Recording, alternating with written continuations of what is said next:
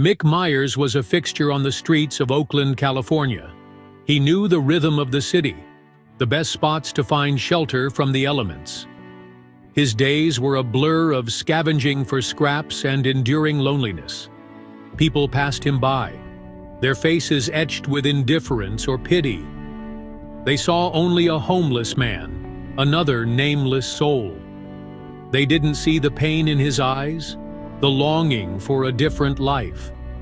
Mick had been on the streets for as long as he could remember. The years had blurred together, marked by the changing seasons. He had no family, no friends, no one to call his own. He was adrift in a sea of humanity, yet utterly alone. The streets had become his prison, his refuge. He had resigned himself to a life of solitude. Each night he would curl up beneath the cold, unforgiving stars. He dreamed of a warm bed, a home-cooked meal. But these were just fleeting images, distant echoes of a past. He clung to these memories, for they were all he had left. The streets were a harsh mistress, unforgiving and relentless. They tested his will, his spirit, his very humanity. Yet somewhere deep inside, a flicker of hope remained. Mick clung to this ember, for it was the only thing that kept him going. Mick's earliest memories were shrouded in mystery.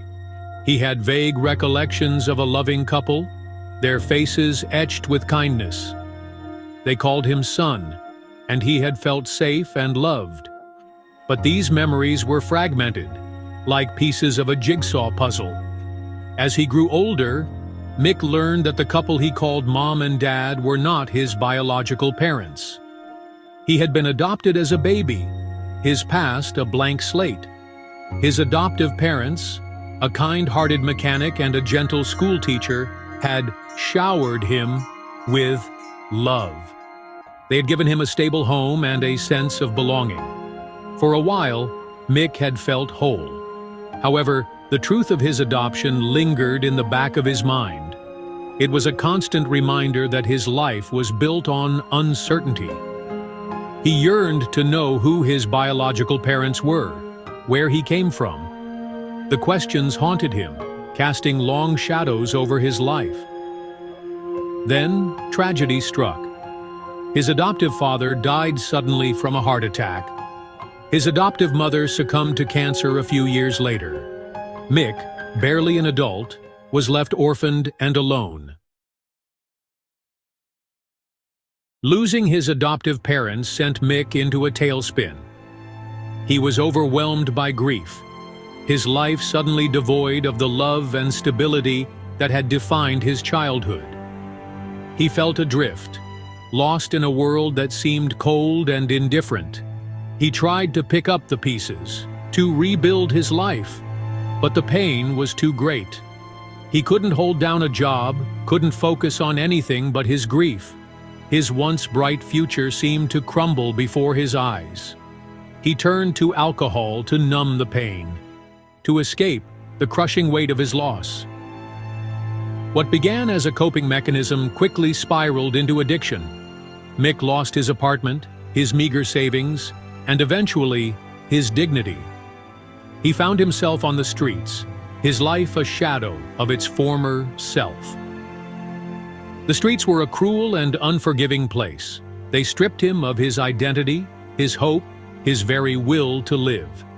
He became just another nameless face in the crowd, another tragic statistic. The warmth of human touch became a distant memory.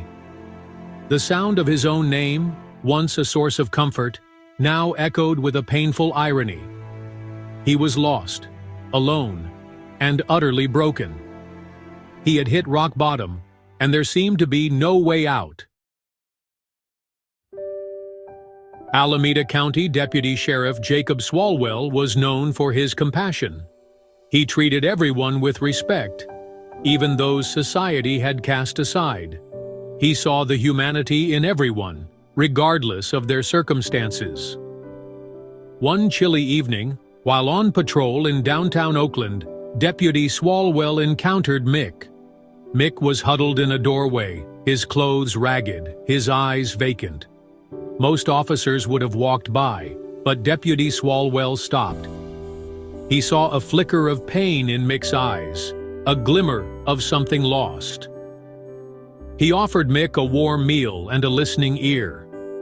Something about the deputy's genuine concern touched Mick. For the first time in a long time, he felt seen, heard. He poured out his story, his voice trembling with a mix of shame and desperation. He spoke of his adoptive parents, his descent into despair, his utter hopelessness. Deputy Swalwell listened patiently, his expression filled with empathy. He didn't judge Mick or dismiss his story. He saw a man broken by grief, a man who had lost his way.